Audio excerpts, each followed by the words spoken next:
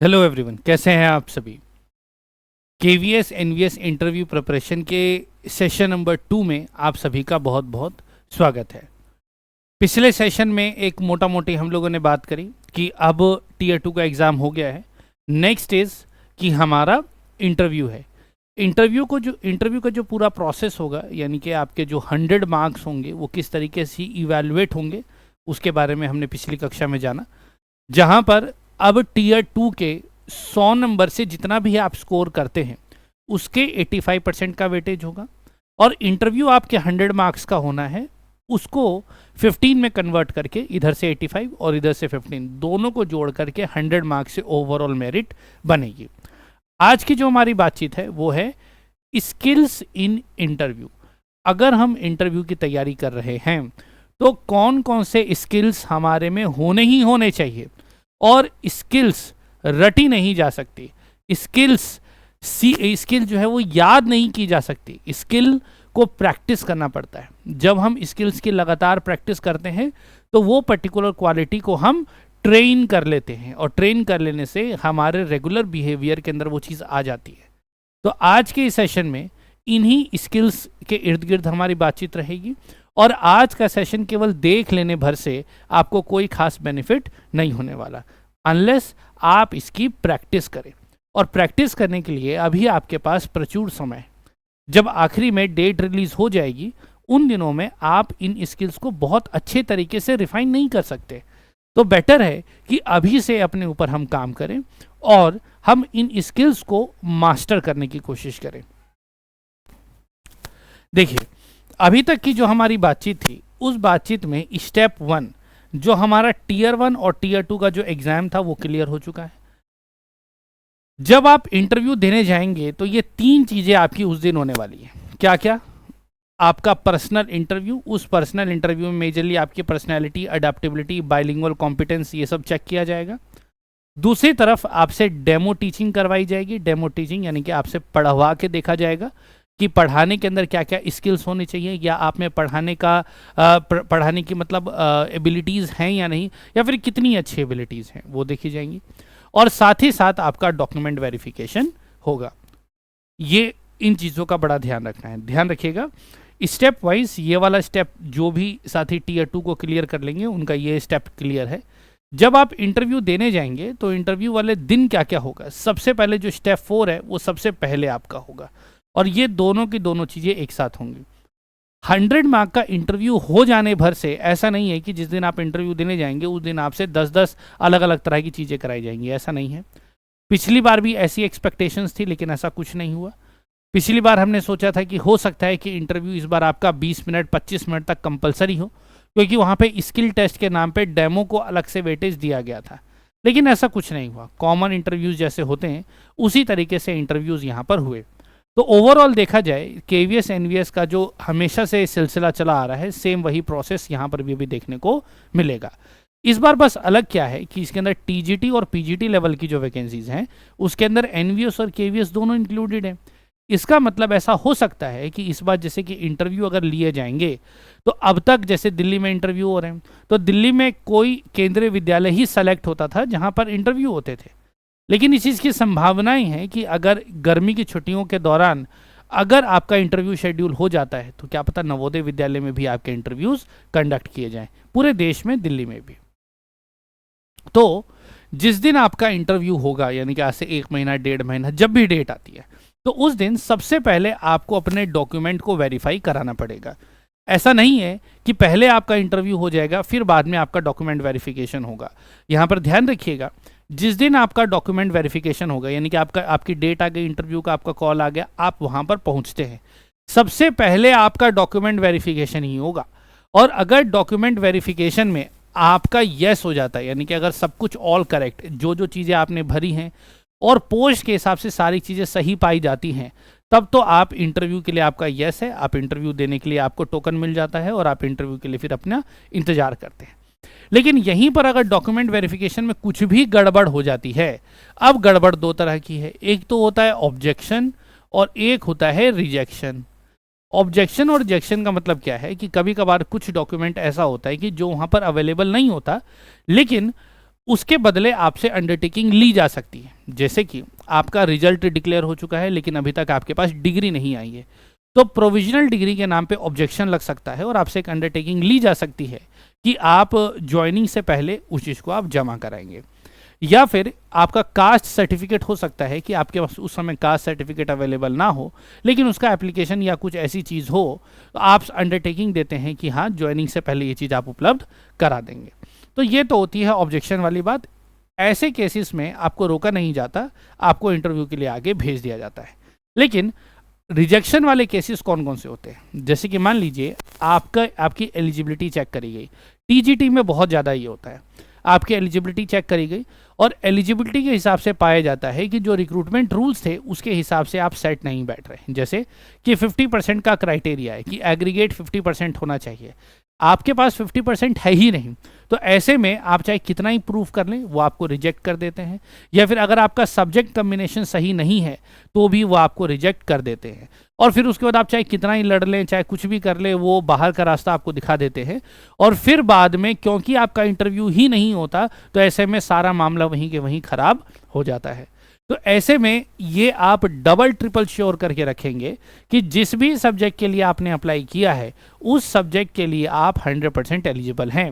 और यदि आपके दिमाग में दुविधा का कोई भी, अगर मैं कहूँगा कि अगर बिंदु है, तो अपने दिमाग में ये सोच करके रखें कि भाई वहाँ पर आपके साथ दोनों चीज़ें हो सकती हैं, या फिर आपको एक्सेप्ट भी किया जा सकता है या फिर आपको रिजेक्ट भी किया जा सकता है। एक ऐसे केस में जो बहुत ज़्यादा केस आता है उसके लिए मैं वेल इन एडवांस आप लोगों को बता देता हूँ। जैसे कभी कभार क्या होता है कि आप किसी सब्जेक्ट के लिए एलिजिबल होते हैं, जैसे कि मान के चलिए कि मुझे टीजीटी साइंस के लिए एलिजिबल होना है और मैंने एक सब्जेक्ट पढ़ा हुआ है, जैसे वो बायोलॉजी का एक ब्रांच सब्जेक्ट है, लेकिन जो मैंने सब्जेक्ट लिया हुआ है ना उस सब्जेक्ट में बायोलॉजी शब्द नहीं लिखा हुआ। तो कभी कभार ऐसा होता है कि जहाँ पर आप वेरिफिकेशन कराने के लिए जाते हैं तो आपका कोई जो सब्जेक्ट का नाम लिखा हुआ है उसको देख करके सामने वाला कन्विंस नहीं होता। आप बोलेंगे जी तो बायोलॉजी है, लेकिन वो कन्विंस नहीं होगा, वो कहेगा कि मुझे नहीं पता ये बायोलॉजी है या नहीं, तुम प्रूफ करो। उस चीज़ को प्रूफ आप कर नहीं पाते या फिर आपके पास कुछ एसेंशियल डॉक्यूमेंट नहीं होते जिसकी वजह से आप ये प्रूफ कर पाएँ कि ये बायोलॉजी का सब्जेक्ट है। सेम ऐसा ही आपके साथ किसी भी सब्जेक्ट की कोई ब्रांच आपने ले रखी होगी, आप भी ऐसे कन्फ्यूजन में हो सकते हैं। यदि आपके साथ किसी भी तरह का कोई ऐसा केस है तो ध्यान रखें कि वहाँ पर किसी भी तरीके के लड़ाई झगड़े से आपका काम नहीं होगा। और वहाँ पर अगर किसी भी तरीके से अगर काम हो भी जाता है तो मेंटली आप इतने प्रेशर में होंगे कि आगे आपको दिक्कत ही आएगी। तो यहाँ पर बेटर है कि अगर कोई सब्जेक्ट आपका ऐसा है जिसको लेकर के ऐसी कोई चीज़ आपने पहले फेस करी है या फिर आपको लगता है कि इस चीज़ को प्रूव करना थोड़ा मुश्किल होगा, तो बेटर है कि आप अपनी यूनिवर्सिटी या कॉलेज में जाकर के एक सर्टिफिकेट बनवाएं, एक एफिडेविट बनवाएं अपने कॉलेज से कि ये जो पर्टिकुलर सब्जेक्ट है ये इस मेजर सब्जेक्ट की ब्रांच है। इससे ये होगा कि जब आपके पास ये सर्टिफिकेट होता है और जब आप वहाँ पर पहुँचेंगे और सामने वाले कहेंगे जी ये तो इसका सब्जेक्ट है ही नहीं, तो तुरंत आप अपनी बात को सामने रखेंगे और कहेंगे जी ये तो यही सब्जेक्ट है, ये है इसका सर्टिफिकेट, ऑथोराइज सर्टिफिकेट है। तो ऐसे में वहाँ पर आपकी कन्फ्यूजन दूर हो जाती है और आप डॉक्यूमेंट वेरिफिकेशन में ओके होके आगे पहुँच जाते हैं। वहीं दूसरी तरफ अगर कोई गलत ही चीज़ है, जैसे कि परसेंटेज में ही कोई प्रॉब्लम है, कम ही है, तो ऐसे में तो कोई बचा नहीं सकता। लेकिन ये वाली चीज़ है जहाँ पर कैंडिडेट की गलती नहीं होती, इंस्टीट्यूशनल डिफरेंसेस की वजह से कभी कभार समस्या हो जाती है। तो ऐसे में आपको बच के रहना है और पहले से इस चीज़ के लिए अवेयर रहना है। ठीक है, स्कोरिंग जैसे कि मैंने बताया कि 85% ये कंप्यूटर बेस्ड नहीं, लेकिन नॉर्मल जो आपका पेपर टीयर 1 टीयर 2 आपने दिया, और 15% वेटेज अभी आपके इंटरव्यू की होगी। देखिए यहाँ पर इस चीज़ को थोड़ा ध्यान देखना है। 15 मिनट साइकोलॉजिकल फिल्टर, यानी कि आप ये सोचिए कि जैसे ही आप नौकरी पे लगेंगे, ध्यान से समझिएगा, पूरी बात को ध्यान से सुनना है, लंबे लंबे लेक्चर्स होंगे, बिल्कुल ध्यान से सुनते रहिए और उस चीज़ को प्रैक्टिस में भी लाइए। देखिए अब आपके साथ क्या होगा कि अभी तो ये आपका लास्ट स्टेप है। इस स्टेप के अंदर मुश्किल से मुश्किल 15 से 20 मिनट का अब आपके साथ एक एनकाउंटर होने वाला है। एक पैनल बैठेगा 4 से 5 लोगों का और उनको आपको एनकाउंटर करना है। मुश्किल से 10 से 20 मिनट के बीच की आपकी बातचीत होगी और ये 10 से 20 मिनट की बातचीत जो है आपके 60 साल का भविष्य तय करेगी। यानी कि आज जब आप नौकरी पे लग जाएंगे तो 60 ईयर्स के जब हो जाएंगे तब रिटायर होंगे। सही बात है। यानी कि वहां पर बैठे हुए 4-5 लोग जो भी आपके साथ होंगे, वो 15 से 20 मिनट में ये जज करने की कोशिश करेंगे या फिर ये जानने की कोशिश करेंगे कि आप अपने 60 साल की जिंदगी को कैसे बिताने वाले हैं, या अगले 60 साल आप कैसे काम करने वाले हैं, उसका जजमेंट वो इन 10 से 20 मिनट के अंदर करेंगे। और यदि आपके 60 ईयर्स का पोटेंशियल उनको पॉजिटिव साइड दिखता है, उनको ऐसा लगता है कि नहीं भाई बंदे में बात है, तो वो क्या करेंगे, बढ़ा चढ़ा कर नंबर देंगे। और वहीं दूसरी तरफ अगर उनको लगता है कि नहीं बंदे में कोई खास बात नहीं है, एवरेज है या बिलो एवरेज है, तो वहीं पर नंबरों का अकाल पड़ जाएगा। तो ऐसे में अब आपको क्या समझना है, ऐसे में इस वाले बिंदु में, जैसे कि मैंने पिछले सेशन में भी बताया था, अब आपको ये ध्यान रखना है कि भाई 10 से 20 मिनट का जो ये समय है, ये मेरी पूरी जिंदगी को तय करने वाला है। तो मेरी जिंदगी का वह समय जो अब तक मैंने बिताया है, वह कैसे मैं 10 से 20 मिनट के अंदर सामने वाले को रिप्रेजेंट करूं, अपने पूरे स्किल्स को वहां पर रिप्रेजेंट करूं कि वो इस चीज़ के लिए कन्विंस हो जाए कि मेरे अगले 60 वर्ष तक की जो मेरी जिंदगी होने वाली है, वो टीचिंग को समर्पित होने वाली है। इस चीज़ को आपको प्रूफ करना है। अब ऐसे में 2 तरह के लोग होते हैं, सारी चीज़ें साथ में बताऊंगा। 2 तरह के लोग होते हैं, एक वो होते हैं, या 3 तरह के लोग होते हैं। एक तो होते हैं जो जिनका कोई मतलब नहीं, यानी कि जो बिलो एवरेज लोग होते हैं। बिलो एवरेज का मतलब ये है कि भाई किसी तरीके से सिलेक्शन हो गया, किसी तरीके से टीयर 2 भी क्लियर हो गया, बहुत ज़्यादा टीचिंग के प्रति इंटरेस्ट भी नहीं है, और अभी भी ऐसा है कि लग जाएगी नहीं लगेगी कोई खास बात नहीं, मतलब कोई खास कोई इतना कुछ वो नहीं है, ना ही चीज़ को लेकर के सीरियस है, कैजुअल। मैं ऐसे लोगों को कहूँगा कि ये कैजुअल लोग हैं। तो भैया देखो, ये इन कैजुअल लोगों के साथ तो कुछ भी हो सकता है, इनकी किस्मत लक बाई चांस लग भी सकती है, नहीं भी लग सकती है, लेकिन इनका कैजुअल है, इनको कोई लेना देना नहीं है, जो पूछ लिया जी जवाब दे दिया इन्होंने। इनको नहीं फर्क पड़ता कि सही दे रहे हैं गलत दे रहे हैं, क्या है क्या नहीं, इनको कोई फर्क नहीं पड़ता। अब 2 तरह के लोग होते हैं, एक वो होते हैं, ये होते हैं जेन्युइन लोग। जेन्युइन ये वो लोग हैं जो सच में टीचर बनना चाहते हैं, और सच में इनके अंदर वो कैपेबिलिटीज हैं कि वह 60 वर्ष तक भी डेडिकेट होकर के काम कर सकते हैं। और वैसी बात है, ऐसे शिक्षकों की वजह से ही पूरा जो शिक्षण तंत्र है इस देश का वो जिंदा है। ऐसे जेन्युइन लोग भी होंगे। और तीसरे वो तरह के लोग भी होंगे जो ब्लफ मास्टर होंगे। ब्लफ मास्टर होंगे, ये कौन से लोग हैं? ये वो लोग हैं जिनको ऐसा लगता है कि बस किसी तरीके से मेरी नौकरी लग जाए, नौकरी बस मेरी लग जाए, उसके बाद तो क्या करूंगा क्या नहीं करूंगा वो तो मेरी मर्जी है। यानी कि नौकरी के पहले दिन ही ऐसी सिफारिश लगाऊंगा कि अपने घर के पास वाले केंद्रीय विद्यालय या नवोदय विद्यालय में ट्रांसफर ले लूंगा, इतना बूता रखते हैं। तो ये 3 तरह के लोग हैं, तो इनका तो कुछ लेना देना नहीं है, इसको छोड़ दूं। ये जो जेन्युइन लोग हैं, अब इनके ऊपर थोड़ी रिस्पॉन्सिबिलिटी बढ़ जाती है। आमतौर पर जो जेन्युइन लोग होते हैं ना, बड़े भोले लोग होते हैं। क्यों होते हैं? इनको ऐसा लगता है कि भाई मैंने पूरा बचपन से लेकर के पूरी जवानी और अभी आगे वाली जो जवानी है वो मेरे को टीचिंग में ही बितानी है, और बुढ़ापे तक मुझे टीचिंग में ही रहना है। मेरा तो जन्म ही टीचिंग के लिए हुआ है। तो कोई मेरे मुंह को देख, मेरी शक्ल को देख के ही बता देगा कि इससे बढ़िया टीचर तो कोई हो नहीं सकता। यानी कि उनको अपने अंदर से ये भ्रम हो जाता है कि जैसा वह अपने बारे में सोचते हैं वैसे ही दुनिया उनके बारे में वैसा ही सोचती है, और वो बहुत कॉन्फिडेंस के साथ पैनल के सामने जाकर के बैठते हैं, और उनको ऐसा लगता है कि सामने वाला तो इतना होशियार है ही कि वह पता लगा लेगा कि आपके अंदर शिक्षण की काबिलियत है या नहीं। और इन जेन्युइन कैंडिडेट्स में से कुछ कैंडिडेट ऐसे होते हैं जो प्रिपेयर होकर के नहीं जाते। उनको ऐसा प्रिपेयर, मतलब उनको लगता है कि यार सब कुछ तो मुझे आता ही है, मुझे क्या चाहिए, और मैं एक अच्छा शिक्षक हूँ तो मेरे को तो वो पहचान ही लेंगे। उनको इंटरव्यूअर्स की काबिलियत पे डाउट नहीं होता, उनको लगता है कि वो बहुत काबिल लोग हैं, वो तो आपके अंदर की स्किल पहचान ही लेंगे। तो मैं आपको बता दूं दोस्तों, ऐसा बिल्कुल भी नहीं होता। अगर आपके अंदर स्किल्स हैं, और यदि आप अपने आप को एक जेन्युइन कैंडिडेट मानते हैं, और अगर आपकी वहां पर प्रेजेंटेशन नहीं हुई ठीक प्रकार से, यदि आप अपने आप को प्रूफ नहीं कर पाए, तो आपके अंदर घुस के नहीं पहचान पाएंगे कि आप कितने अच्छे हैं या कितने बुरे हैं। तो ऐसा जरूर होगा कि आपका सिलेक्शन ना हो। तो ऐसे में ये 15 से 20 मिनट जो आपके 60 वर्ष की जिंदगी को तय करने वाले हैं, तो वहां पर वो उसी बेसिस पर चेक करेंगे जो आपका, उसके जो इंटरव्यूअर्स के सामने आप दिखा रहे हैं। और जो अब आप दिखा रहे हैं, यानी कि 15 से 20 मिनट आपका आपका मतलब परफॉर्मेंस ही तो है, और क्या है।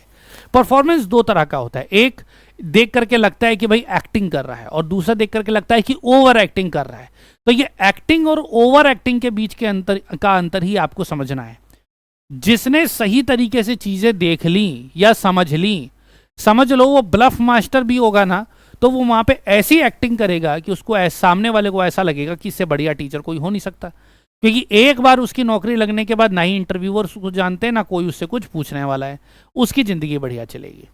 तो अब चाहे आप अपने आप को इस वाली कैटेगरी में रखते हो सकता है आप अपने आप को जेन्युइन कैंडिडेट मानते हो, या फिर आप अपने आप को ब्लफ मास्टर मानते हो, दोनों में से कुछ भी मानते हो, आपको यह समझना है कि भाई वहां पर आपकी परफॉर्मेंस टॉप नॉच होनी चाहिए। टॉप नॉच का मतलब देखिए, सबसे पहला आपकी लर्निंग कैपेबिलिटीज वहां पर अच्छे तरीके से दिखनी चाहिए। लर्निंग कैपेबिलिटीज कहने का मतलब क्या है कि the agility to adapt from a situation A to an unknown situation B, can you learn what you don't yet know. यानी कि अगर आपसे कोई प्रश्न पूछा जा सकता है या फिर आपसे जो बातचीत करी जाएगी उसके थ्रू वो ये जांच करने की कोशिश करेंगे कि आपके अंदर लर्निंग कैपेबिलिटी कितनी है। आज आपको कोई चीज पता है, या फिर हो सकता है आज आपको कोई चीज नहीं पता है, तो पता होने से नहीं पता होने तक का सफर क्या आप में तय करने की क्षमता है। जैसे कि आज मान के चलो आप टीचर लग गए, और टीचर लगने के बाद कहा जाएगा जी कल से आर्टिफिशियल इंटेलिजेंस का इस्तेमाल करेंगे, और हम में से कोई एक टीचर बोलेगा अरे हम तो अब हो गए, अब कौन एआई सीखेगा, अब तो हमने जो रजिस्टर में काम किया है हम तो उसी तरीके से काम करेंगे। इस तरह की थिंकिंग अगर सामने दिखाई देती है तो तुरंत आप बोलेंगे वो कुछ नहीं, लेकिन आपको इतने कम नंबर दे देंगे कि कहेंगे जी भाग यहाँ से। तो कहने का मतलब ये है कि आपकी लर्निंग कैपेबिलिटी एकदम टॉप नॉच होनी चाहिए। उनको देख के लगना चाहिए कि भाई आपको अगर किसी भी तरह का फ्यूचर चैलेंज दिखाई देगा, या कोई भी नई बात होगी, या कोई भी नया डेवलपमेंट होगा, तो आप उसको सीखने के लिए तैयार होंगे। इंटरव्यूअर्स को इस चीज़ में बहुत ज़्यादा इंटरेस्ट नहीं होगा कि आपको सभी सवालों के जवाब आते हों। उनको इस चीज़ में इंटरेस्ट होगा कि यदि कोई सवाल का जवाब आपको नहीं आता है तो ऐसी सिचुएशंस को आप कैसे डील कर रहे हैं। दूसरा, ऑथेंटिसिटी ओवर ब्रवेडो। ब्रवेडो का मतलब क्या है? Spotting the difference between a genuine candidate from making inflated claims, यानी कि ब्लफिंग। वहां पर सामने वाला व्यक्ति क्या करता है, इंटरव्यूअर्स क्या करते हैं, वो आपकी बातों से जज करने की कोशिश करते हैं कि जो आप बोल रहे हैं वाकई में आप वैसे हैं या केवल नौटंकी कर रहे हैं। उदाहरण के लिए आपसे पूछा जाता है कि एक शिक्षक की वेशभूषा कैसी होनी चाहिए, तो आप कहते हैं कि एक शिक्षक की वेशभूषा बहुत ही शालीन होनी चाहिए, भड़कीले कपड़े नहीं होने चाहिए। आपने 10 बातें रट रखी हैं, आपने वो बातें बता दी, ठीक है, लेकिन आपने जो उस दिन खुद जो आपने ड्रेस पहन रखी है वो बहुत ज़्यादा शालीन नहीं है, बहुत ज़्यादा भड़कीले कपड़े हैं, या फिर मतलब स्पोर्ट्स शूज़ टाइप। देखो स्पोर्ट्स शूज़ सब पहनते हैं, मैं भी पहनता हूँ, लेकिन क्या उस जगह पर स्पोर्ट्स शूज़ पहन के जाना सही होगा? नहीं। अगर मान लो आपने स्पोर्ट्स शूज़ पहन रखे हैं और आप अगर ये यहाँ पे बोल बच्चन करेंगे तो आप चाहे कितने ही अच्छे हों वो आपको ब्लफ ही मानेंगे। दूसरी तरफ आपकी भाषा, जैसे कि मैं बात कर रहा हूँ, बहुत सारे लोगों का रीजनल टच आता है, हम अपने रीजनल लैंग्वेज पर बहुत गर्व करते हैं, लेकिन वहां पर बात करते वक्त यदि आपकी भाषा में रीजनल टच का बहुत बड़ा इंपैक्ट दिखाई देता है, इसका मतलब यह है कि आप सेंट्रल लैंग्वेज को बहुत अच्छे तरीके से अडेप्ट अभी तक नहीं कर पाए हैं, और ऐसे में इसका भी नेगेटिव पॉइंट बनेगा। आप कहेंगे नहीं जी, मैं और गलती से उन्होंने बोल दिया कि भाई आपके में तो रीजनल टच आ रहा है, आप कैसे दूसरे स्टेट में काम करेंगे? आप बोले नहीं जी मुझे तो मेरी मातृभाषा पे गर्व है, ये है वो है, तो बोलेंगे वाह वाह बहुत अच्छी बात है, बहुत अच्छी बात है, और नंबर दे देंगे बहुत कम, और फिर आपका सिलेक्शन कभी नहीं हो सकता। यानी कि आप जो बोल रहे हैं, जो भी आप क्लेम्स कर रहे हैं, यानी कि जो भी आपका आंसर है, उस आंसर से वो चेक करने की कोशिश करेंगे कि आप जेन्युइनली वो आंसर दे रहे हैं या ब्लफ कर रहे हैं। जैसे आपसे कभी कभार होता है कि कोई क्वेश्चन पूछ लेते हैं और आपको उस क्वेश्चन का जवाब नहीं आता, तो आप कभी कभार जेन्युइन कैंडिडेट्स भी क्या करते हैं, उनको लगता है कि किसी क्वेश्चन का अगर जवाब मुझे नहीं आता तो मेरे नंबर कटेंगे, और वो हर प्रश्न का जवाब देने की कोशिश करते हैं भले ही उनको उसका जवाब ना आता हो, और वह इस भ्रम में रहते हैं कि अगर मैं कुछ भी बोलूंगा तो सामने वाले कन्विंस हो जाएंगे कि वाह ये तो जवाब दे रहा है, लेकिन सामने वाला यही चेक करने के लिए तो बैठा है। तो ऐसे में जवाब देते वक्त आपके जवाब से ये कंफर्म होगा कि आप ब्लफ कर रहे हैं या जेन्युइन कैंडिडेट है। तो यहाँ पर बढ़िया एक्टिंग कौन कर रहा है, चाहे आप जेन्युइन हो चाहे आप ब्लफ कर रहे हो, दोनों ही स्थिति में अगर वहाँ पर एक्टिंग आपकी बढ़िया है, यानी कि आपकी परफॉर्मेंस वहाँ पे बढ़िया है, यानी कि सामने वाला इस चीज़ को नहीं पता लगा पा रहा कि आप ब्लफ कर रहे हैं, यानी कि आप ओवर एक्टिंग कर रहे हैं या एक्टिंग कर रहे हैं, तो आप समझ जाइए आपका सिलेक्शन डन है। तीसरा, डिप्लोमेटिक कंट्रोल, बहुत इंपॉर्टेंट चीज़ है।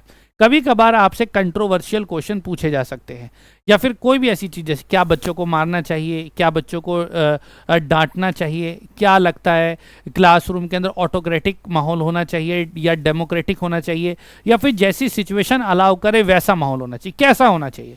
तो जब भी डिप्लोमेट, ये तो हो गया क्लासरूम से रिलेटेड या पॉलिटिकल हो गया या रियल लाइफ से रिलेटेड, हो सकता है कि कोई भी आपसे प्रश्न पूछे जा सके जो कि कंट्रोवर्शियल हो। तो कंट्रोवर्शियल क्वेश्चन में कैसे आप डिप्लोमेटिक जवाब दे पाते हैं, ये आपकी काबिलियत होगी, और इस काबिलियत से ही समझेंगे कि आप जेन्युइन बातें कर सकते हैं या फिर आप ब्लफिंग कर रहे हैं। देखिए, ये आपको भी पता है, मुझे भी पता है कि एक आम नागरिक होने के नाते, जैसे कि अगर मैं पॉलिटिक्स की बात करूं, तो एक आम नागरिक होने के नाते मेरी विचारधारा या मेरा जो सपोर्ट है वो किसी एक नेता को हो सकता है या किसी एक पार्टी को हो सकता है, क्योंकि वोट डालने का अधिकार मुझे भी है। और जिस दिन मैं वोट डालने जाता हूं तो मैं एक शिक्षक होने के नाते सभी लोगों को तो वोट नहीं दे सकता, मुझे तो एक को ही वोट डालना पड़ेगा। तो जिसको भी मैं वोट डाल रहा हूं, उस वोट, जिस पार्टी को मैंने वोट डाला, उस पार्टी के प्रति मेरी कोई ना कोई तो सोच होगी जो मेल खाती होगी, तभी मैंने उसको वोट दिया। मान लीजिए जिस पार्टी को मैंने वोट दिया है वह पार्टी नहीं जीत पाती, लेकिन नहीं जीत पाती का मतलब जिसको मैंने वोट दिया वो तो नहीं जीत पाई, लेकिन दूसरी पार्टी जो है वो जीत गई और उसकी सरकार बनी हुई है। तो ऐसे में मेरा थॉट प्रोसेस कहीं और चल रहा है और गवर्नमेंट किसी और की है, और सामने मेरे से क्वेश्चन पूछा जाएगा कि आप किस पार्टी को सपोर्ट करते हैं या फिर किसी एक नियम को सपोर्ट करते हैं, क्या करेंगे। तो ऐसे में हो सकता है कि आपका व्यक्तिगत ध्येय जो है उस प्रश्न के साथ मैच ना खाए। क्यों? क्योंकि आप सपोर्ट तो किसी और को करते हैं। तो ऐसे में अगर आपका पर्सनल पॉइंट ऑफ व्यू वहां पर अगर इंपैक्ट करेगा तो ऑटोमेटिक आपके नंबर कट जाएंगे। क्योंकि एक शिक्षक के रूप में आपको ये समझना है कि आपका खुद का एक इंडिविजुअल लाइफ है, यानी कि मेरा खुद का एक व्यक्तिगत जीवन है, लेकिन एक शिक्षक के रूप में जब मैं आपके सामने आता हूं या फिर जब मैं बच्चों के सामने जाऊंगा तो मेरे पर्सनल विचार बच्चों के विचारों पर हावी नहीं होने चाहिए। यानी कि हो सकता है कि मैं किसी पार्टी को मानता हूं या फिर मैं किसी व्यक्ति को विशेष को मानता हूं, लेकिन ये सामने वाले पर हावी नहीं होना चाहिए। सामने वाले की मर्जी है, मेरे सामने 40 बच्चे हैं, वो 40 बच्चे किसी को भी अपना आइडल या भी किसी भी पॉलिटिकल पार्टी को का समर्थन वो दे सकते हैं। इसके लिए वह स्वतंत्र है क्योंकि यह डिसीजन वह खुद ले रहे हैं। आ गई बात समझ में? तो ऐसे प्रश्नों का आप कैसे जवाब दे पा रहे हैं और वहां पर कैसे अपने आप अपनी डिप्लोमेसी या फिर अपने आप को एक न्यूट्रल रूप में प्रेजेंट कर पा रहे हैं, ये आपकी एक स्किल है। वो आपको भड़काएंगे, बार बार अलग अलग पॉइंट पूछेंगे या कुछ भी आपसे बात करेंगे, लेकिन ऐसे में आपको अपना आपा नहीं खोना है और बिल्कुल कंट्रोल में रहना है। ठीक है, अब देखिए यहां पे कुछ क्वेश्चंस हैं, जैसे कि लिखा हुआ है नॉलेज ट्रैप्स। ट्रैप का मतलब होता है जाल, वो आपके ऊपर जाल फेंकते हैं। कुछ लोग ऐसे भी होते हैं क्योंकि हर एक के साथ तो सेम प्रश्न पूछते नहीं, कुछ लोग सिंपल निकल जाते हैं और कुछ आप जैसे फंस गए कि भाई ले भाई इनको कुछ जाल वाले प्रश्न पूछते हैं। तो कुछ ट्रैप्स आपके सामने बिछाए जा सकते हैं और यदि आप उसमें फंस गए तो बस फंस ही गए। जैसे कि आपसे एक प्रश्न पूछा गया है, हाँ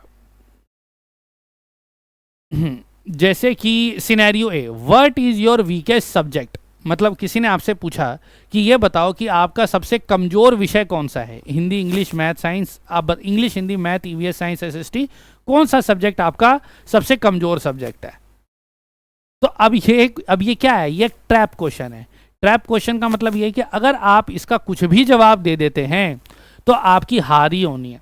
अब यहां से आपको बच के निकलना है। ट्रैप क्या है? Admitting zero knowledge in a core area, यानी कि अगर मैं ये कह देता हूँ कि भाई मेरी मैथ कमज़ोर है, मेरी इंग्लिश कमज़ोर है या मेरा साइंस कमज़ोर है, यानी कि सामने वाले के सामने मैंने ये एडमिट कर लिया है कि मुझे ये सब्जेक्ट तो नहीं आता है।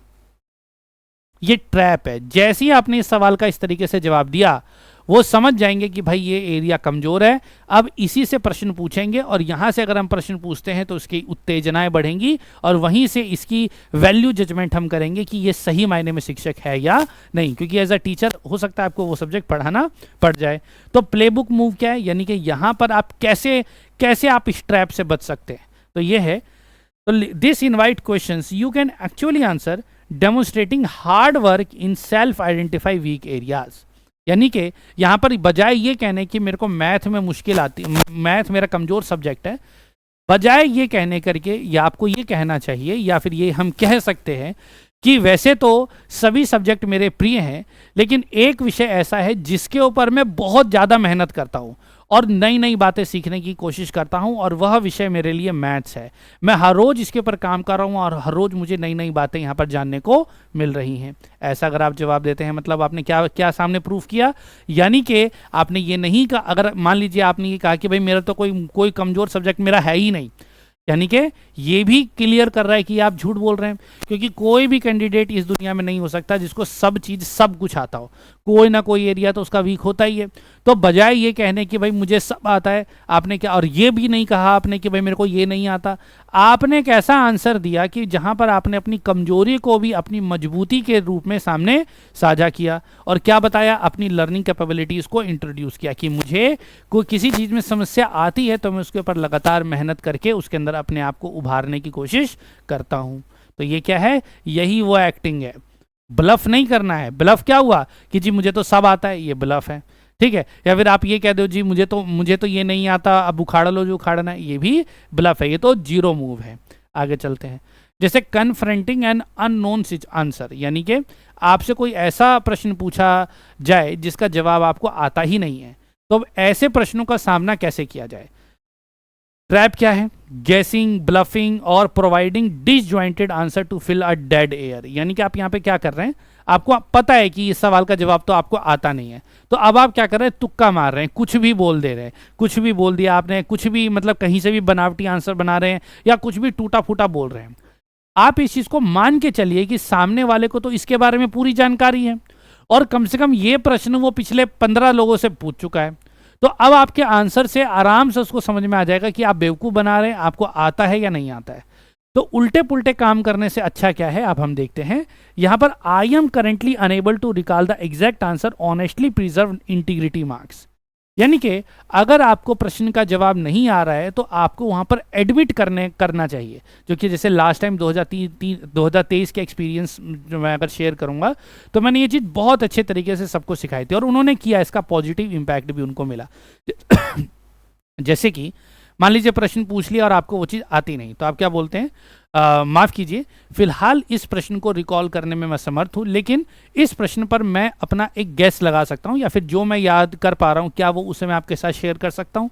मतलब आपने ये सामने वाले को बताया कि आपको वो चीज़ आती तो है लेकिन अभी आप रिकॉल नहीं कर पा रहे हैं, ठीक है। लेकिन अगर आप अलाउ करें तो जो वो रिकॉल कर पा रहे हैं क्या वो उसको बोल सकते हैं, या फिर क्या वो गैस कर सकते हैं, या फिर या वो जो सोच रहे हैं क्या वो बोल सकते हैं। इट मीन्स आपने जब इस चीज़ को इस तरीके से कन्फ्रंट किया तो आपने ये क्लियर कर दिया कि आपको वो चीज़ नहीं आती है, लेकिन आपने सामने वाले से ये भी कह दिया कि अगर आप चाहें तो मुझे मौका देंगे तो मेरे को जो कुछ भी आ रहा है मैं बोल सकता हूँ। तो वही सेम आंसर जो आप गैस वर्क कर रहे थे यहाँ पर वो आपका कंस्ट्रक्टिव गैस हो जाएगा और आपके नंबर नहीं कटेंगे, भले ही वो आपका आंसर सही हो चाहे गलत हो।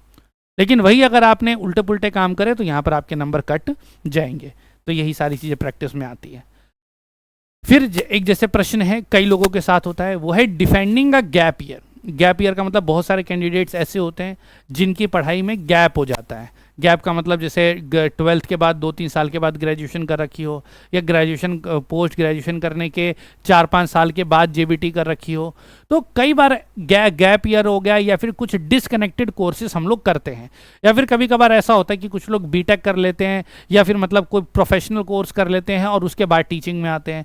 तो उन लोगों के साथ ऐसे प्रश्न आमतौर पर पूछे जा सकते हैं कि भाई आपने इतने साल क्या किया, या फिर आपने अपनी पढ़ाई क्यों छोड़ दी, या फिर आप तो ये तैयारी कर रहे थे तो आप टीचिंग में क्यों आए। ऐसे प्रश्न आमतौर पर पूछे जा सकते हैं।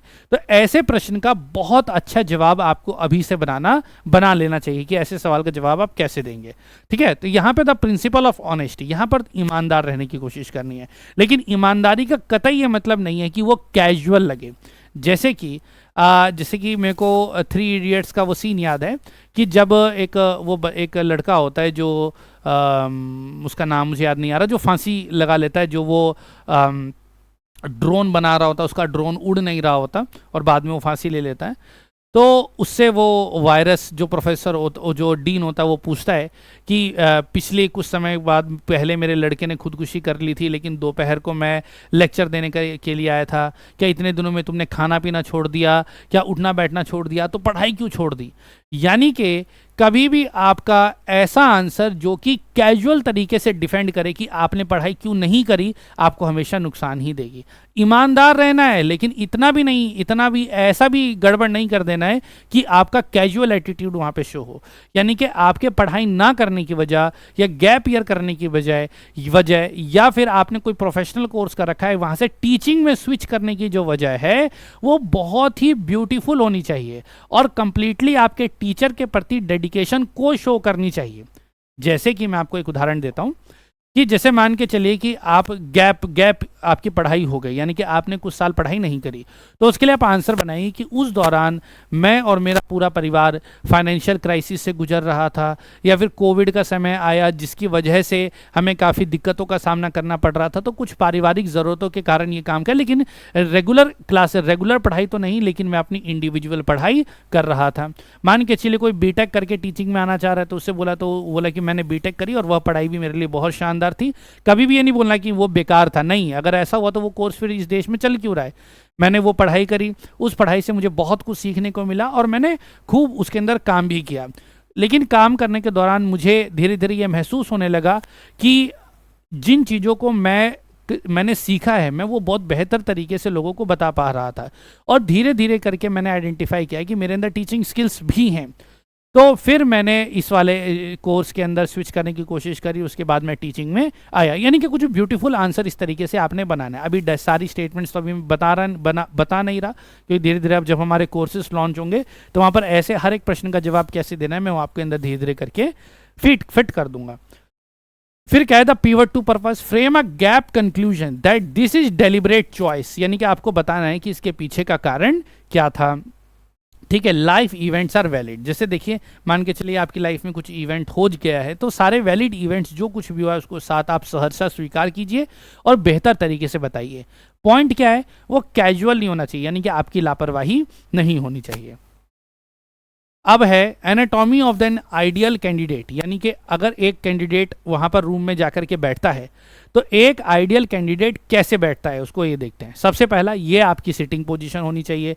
हाथ देख लीजिए कैसे हैं, शरीर का पोस्चर देख लीजिए कैसा है, कपड़े कैसे हैं और पैर कैसे रखे हुए हैं। तो यहाँ पर अगर हम देखें तो शोल्डर क्या है, अपराइट एंड एंगेज्ड, यानी कि ऐसे इस तरीके से एकदम आपके कंधे बिल्कुल ऐसे भी नहीं होने चाहिए, ऐसे भी नहीं होने चाहिए, बिल्कुल मतलब बिल्कुल इस तरीके से यहाँ पर कंधे सीधे होने चाहिए। अब ऐसा भी नहीं, ऐसा होना बिल्कुल ऐसा मतलब नॉर्मल कि लगे कि हाँ भाई एकदम स्ट्रेट कोई बंदा बैठा हुआ है। ठीक है, जैसे लिखा हुआ है ना, नो स्लाउचिंग, ना ही फॉरवर्ड ना अपवर्ड, ना ही आगे झुकना है ना ही पीछे जाना है। हाथ की बात करें तो ओपन पाम्स, यानी कि हाथ ऐसे एकदम खुले होने चाहिए, मुट्ठी बंद, ऐसे करके कुछ नहीं करना, ऐसे करके अपने पैर के ऊपर इसको रखे रहना है। ठीक है, फिर है eyes of and on eye contact, यानी कि सभी इंटरव्यूअर से आपको बातचीत करनी है। जिस व्यक्ति ने प्रश्न पूछा उससे आपको आई कांटेक्ट लगातार बना करके रखना है और बाकी सभी लोगों की तरफ इशारा करते हुए भी आपको आंसर करना है। यानी कि जिसने क्वेश्चन पूछा अब आप किसी को देख ही नहीं रहे हैं, किसी को इग्नोर कर रहे हैं, या फिर जो प्रश्न पूछ रहा है या जिसको आप आंसर देना चाह रहे हैं उसको छोड़ करके आप सबको देख रहे हैं, ऐसा भी बिल्कुल नहीं करना। आई कॉन्टैक्ट, फेस जो है प्लीजेंट रेस्टिंग स्माइल, यानी कि आपको लगातार एक तो ये बात है कि नर्वस नहीं होना है। आप अगर नर्वस होंगे तो सामने वाला हो सकता है कि आइडेंटिफाई कर ले कि बच्चा बहुत ही जेन्युइन है लेकिन थोड़ा घबरा रहा है। ध्यान रखिएगा, उसकी आपसे सिंपैथी हो सकती है लेकिन उस सिंपैथी के वो नंबर नहीं देगा, ध्यान रखना। अगर उसको ये लगता है कि बेचारा लड़का थोड़ा सा घबरा रहा है तो ये आपको वो कामनेस के लिए बोलेंगे कि भाई एक गिलास पानी ले लो, या आपको थोड़ा शांत करने की कोशिश करेंगे, लेकिन इसका ये कतई मतलब नहीं होगा कि वो आपको नंबर ज़्यादा देंगे, क्योंकि नंबर वो तभी देंगे जब वो परफॉर्मेंस आपकी वहाँ पर होगी। आई होप मेरा पॉइंट क्लियर है। फिर आता है feet, planted family no nervous stepping, यानी कि पैर आपके एकदम सीधे जमीन पर पड़े हों और ऐसे करके पैरों की आवाज़ नहीं होनी चाहिए, खटखट नहीं करना, पैर एकदम सीधे रखने हैं। आमतौर पर ये सारा जो ज्ञान हम लोग देते हैं, ये जैसे ही आप कमरे के अंदर एंट्री लेते हैं ना, वैसे ही सारी चीज़ें भूल जाते हैं। क्यों? क्योंकि जो हम रियल हम है ना, वो रियल आप वहाँ अपने आप ही आ जाता है सामने। आप बहुत ज़्यादा अपने कंट्रोल में नहीं हो पाते और सब कुछ बिखर जाता है। इसलिए मैंने इस सेशन की शुरुआत में बोला कि ये एक स्किल है, इसलिए अगर आप इसकी अभी से प्रैक्टिस करेंगे तो हो सकता है कि उस दिन तक आप अपने आप को इस काबिल बना ले कि ये सारी चीज़ें अनकॉन्शियसली भी आप फॉलो कर रहे हैं। और अगर ऐसा आप नहीं करेंगे तो वहाँ पर आप कितना ही अच्छा सोच करके जाएं, वहाँ पर अनकॉन्शियसली आपसे ये सारी गलतियाँ हो जाएंगी। ठीक है, अगर आपके इंटरव्यू की हम बात करें तो फिर देखिए क्या है, इंटरव्यू के अंदर एक डेमो का सेशन होता है। डेमो के अंदर किस तरीके से आपने स्टार्ट करना है, हुक कैसे आप उसके अंदर एंगेजमेंट सेशन, यानी कि यहाँ तो 4 बातें लिखी हुई हैं लेकिन हम 5E अप्रोच को फॉलो करेंगे कि कैसे एंगेज करना है, कैसे एक्सप्लोर करना है, कैसे एक्सप्लेन करना है, इलाबोरेट करना है और इवैल्यूएशन चलते रहेगा। ये 5E प्रोसेस को करते हुए हमें अपने लेसन को डिलीवर करना है और इस लेसन को डिलीवर करने के लिए मात्र 3 से 5 मिनट का समय हमको लेना है, क्योंकि इससे ज़्यादा समय नहीं मिल पाता है। तो कैसे आप अपने लेसन को 3 मिनट के अंदर कंप्लीट करेंगे, ये भी एक स्किल है और इसके अंदर हम लोग मास्टर हैं और ये हम सिखाते हैं। ठीक है, अब एक कम्युनिकेशन की बात है। जैसे कि मैंने बताया कि आप बहुत अच्छे कैंडिडेट हैं, लेकिन अगर आप उस चीज़ को प्रूफ नहीं कर पाएंगे तो आपको नंबर नहीं मिलेंगे। तो यहाँ पर एक लैंग्वेज कम्युनिकेशन एडवांटेज आपने देखना है कि अगर आप बाइलिंगुअल हैं, बाइलिंगुअल यानी कि आप इंग्लिश और हिंदी, इसका कतई मतलब नहीं है कि अगर आपने बोल दिया जी मुझे इंग्लिश आती है तो आपसे इंग्लिश में ही सवाल पूछेंगे, अगर आपने हिंदी बोल दिया तो आपसे हिंदी में ही सवाल पूछेंगे। हो सकता है कि जेन्युइनली हो सकता है कि किसी के साथ किसी एक भाषा में ही सवाल पूछ लिया जाए, या फिर ऐसा भी हो सकता है कि आपने बोला कि मैं हिंदी में ज़्यादा कंफर्टेबल हूँ और आपसे इंग्लिश में ही सारे सवाल पूछ लिए जाए, ऐसा हो सकता है। लेकिन आमतौर पर यह देखा जाता है कि आप जिस भाषा में कंफर्टेबल होते हैं उसी भाषा में आपसे सवाल पूछे जाते हैं, क्योंकि इंटरव्यू आपकी पर्सनैलिटी का टेस्ट है, आपकी लैंग्वेज का नहीं। लेकिन इस बात को भी आपको सरासर ध्यान रखना है कि जैसे मान के चलिए आपने बोला जी मुझे तो हिंदी आती है, और यदि आपकी पोस्टिंग चेन्नई में या साउथ में हो जाएगी तब आप कैसे सर्वाइव करेंगे? तो इसलिए आपकी लैंग्वेज की कॉम्पिटेंस को चेक किया जाता है। कॉम्पिटेंस का मतलब आपको मान लिया वह भाषा नहीं आती, लेकिन वो चेक करेंगे कि आपके अंदर सीखने की कितनी काबिलियत है या फिर दूसरी भाषा पे आपकी कितनी कमांड है, वो आपसे चेक करेंगे। तो जितना ज़्यादा आप बाइलिंगुअल होने का मतलब ये है कि अगर वो चेक करते हैं और यदि आप अपनी कॉम्पिटेंस को शो कर पाते हैं तो आपको इसका बहुत ज़्यादा फायदा होने वाला है। ठीक है, प्रोफिशिएंसी इंग्लिश और हिंदी में बहुत बढ़िया होगा। ठीक है, तो मेनली अगर हम देखें तो यहाँ पर अगर जीतना है आपको तो क्या करना है, पेडागोजिकल हार्ड स्किल्स यानी कि सब्जेक्ट में आप मास्टर होने चाहिए, बोर्ड वर्क आपका अच्छा होना चाहिए, कंप्यूटर के अंदर आपकी नॉलेज बढ़िया होनी चाहिए। एडमिनिस्ट्रेटिव का मतलब टोटल विलिंगनेस टू रीलोकेट, यानी अगर आपसे वो पूछें कि भाई अगर आपका ट्रांसफ़र करा हो जाए तो क्या करोगे, या घर के पास ना मिले तो क्या करोगे, ये प्रश्न बहुत पूछे जाते हैं। तो ऐसे में चाहे कुछ भी हो जाए आपको ये बोलना है कि जिस दिन मैंने इसके बारे में सुना था मुझे तो उसी दिन ये समझ में आ गया था कि अब तो मेरी ज़िंदगी बढ़िया होने वाली है, अब मैं पूरे भारत देश का दर्शन करूंगा। यानी कि घर की तो कोई बात ही नहीं है, आपको ये वही बात है कि भले ही आपको घर जाना हो लेकिन वहाँ पर आपको ये एक्टिंग करनी पड़ेगी कि भाई मैं तो नौकरी ही इसलिए करना चाहता हूँ कि मैं पूरे देश का दर्शन करूँ, घर तो मेरा वही है, पूरा देश ही मेरा घर है।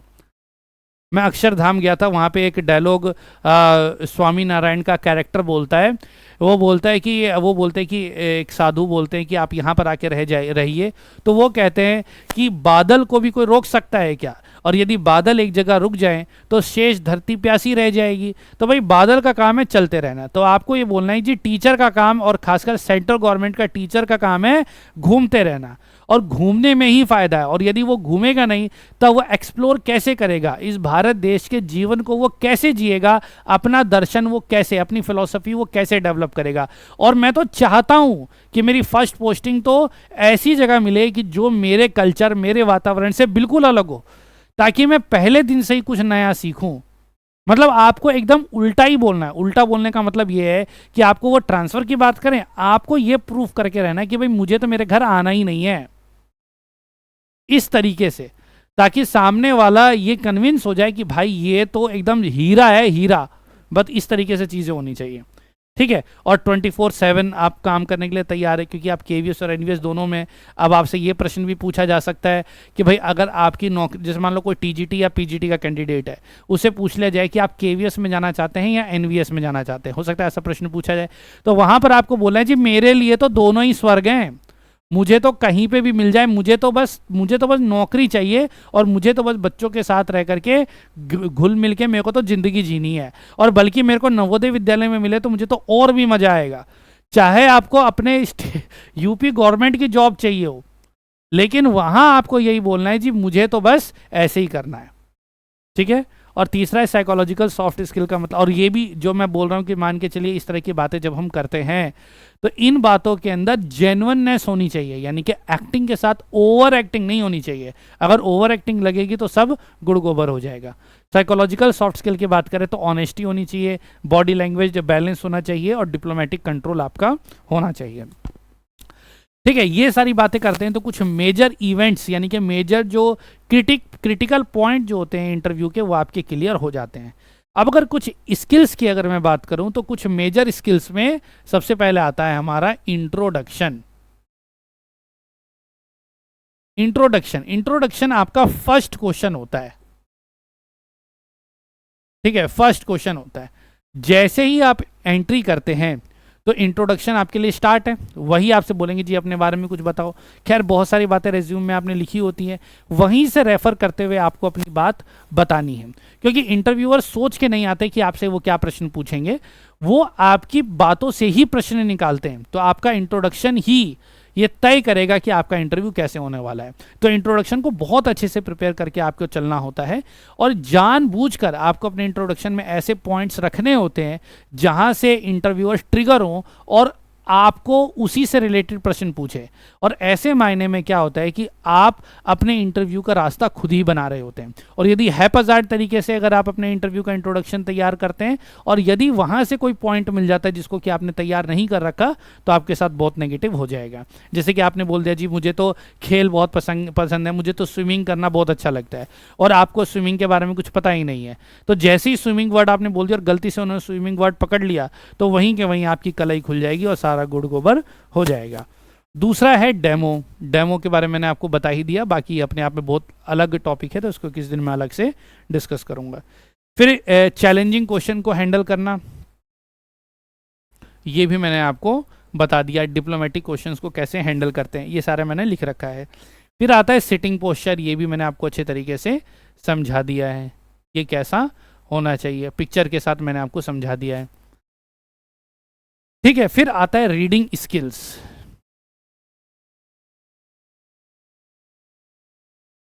रीडिंग स्किल्स वहां पर आपसे पढ़वा के भी देखा जा सकता है। हो सकता है कि आपको कोई किताब उनके पास रखी हो, वो आपको दे दें, पीआरटी, टीजीटी, पीजीटी, कहीं पे भी जिस भी भाषा से आप संबंध रखते हैं, और आपसे कहा जा सकता है कि इसको पढ़ के दिखाओ। पढ़ने से वो आपकी रीडिंग फ्लुएंसी को चेक करेंगे, और साथ साथ अंडरस्टैंडिंग भी चेक करेंगे, क्योंकि हो सकता है कि जो टेक्स्ट वो आपसे पढ़वाएं उसी में से आपसे कुछ प्रश्न पूछ लें, या फिर आपकी रीडिंग टेस्ट करें। रीडिंग अगर आपकी खराब हो गई तो समझ जाओ वहीं पर आपका काम वहीं पे खराब हो जाएगा। तो रीडिंग पे बहुत फोकस करना है। मान के चलिए कोई ऐसा क्वेश्चन होता है कैलकुलेटिव क्वेश्चन, मान के चलिए कोई आपसे नंबर वाले क्वेश्चन पूछ लिए जाते हैं जिसमें से आपको लगता है कि इसमें कुछ कैलकुलेशन की जरूरत है, तो बेहिचक आप वहाँ से पेंसिल लेकर के, अगर पेंसिल पास में रखा है तो can I use this paper and pen, permission लेकर के आप पेन एंड पेंसिल का इस्तेमाल करके बेहिचक कैलकुलेट करके आप आंसर दे सकते हैं जहाँ पर कैलकुलेटिव क्वेश्चन हो। ये नहीं कि अब कोई नंबर वाला क्वेश्चन हो गया तो भाई अब आपको दिमाग में ही आंसर कैलकुलेट करना है, ज़रूरी नहीं है। अगर आपको लगता है कि नहीं पेपर और पेन से आप अच्छा कर पाएंगे तो आप बेहिचक उस चीज़ को मांग सकते हैं। स्पीकिंग स्किल्स मैंने आपको बता ही दी हैं कि भाई कैसे आंसर देना है। एकदम ऐसा नहीं कि रीजनल टच आ रहा है या बहुत कैजुअल बातचीत आ रही है, वैसे नहीं। आई कांटेक्ट के बारे में भी मैं आपको समझा चुका हूँ। तो ये कुछ बेसिक चीज़ें हैं, और जैसे कि मैंने बताया कि ये सारी चीज़ें आप जब काम करते हैं तब ज़्यादा बेहतर तरीके से आपको समझ में आती है। I hope all the points are clear, और बाकी इसके बारे में लगातार और सेशंस आते रहेंगे, और अलग अलग जो मोटा मोटी स्किल्स हैं उनके ऊपर अलग से मैं आपके लिए सेशन लूँगा, ताकि कोई समस्या ना हो, और आप मेंटली इस चीज़ के लिए प्रिपेयर हों, और मेंटली के साथ साथ यहाँ पर बिहेवियरली भी आपको प्रिपेयर होने की ज़रूरत है। तो यहाँ पर अगर आप बिहेवियरली प्रिपेयर नहीं होंगे तो आपको अल्टीमेट नुकसान होगा। अगर आप केवल वीडियो देखते रहेंगे तो कोई भी फ़ायदा नहीं होने वाला। तो फिलहाल अभी के लिए इतना ही साथियों, मिलेंगे अगले सत्र में, तब तक के लिए नमस्कार, धन्यवाद, जय हिंद, जय भारत।